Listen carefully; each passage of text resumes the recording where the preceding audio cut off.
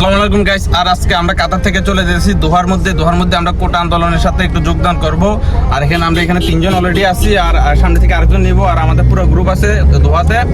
ইনশাল্লাহ সবার জন্য সবাই দোয়া করবেন। আর বাংলাদেশটা বর্তমানে শেষ বলতে শেষে। আর আমাদের প্রবাসীরা রিমিটেড যোদ্ধা, আমাদের কোনো খবর নাই।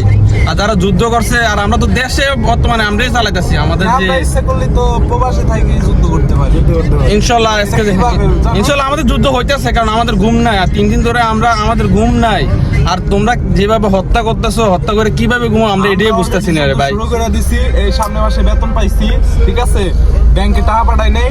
আমাদের ফ্রেন্ড সার্কেল যারা আছে সবাই, যারা প্রবাসী আছেন, প্রবাসীদের উদ্দেশ্যে একটা কথা বলতেছি, আপনারা সকলে হুন্ডিতে টাকা পাঠাবেন, বিকাশে টাকা পাঠাবেন, অ্যাকাউন্টে টাকা পাঠানোর দরকার নাই।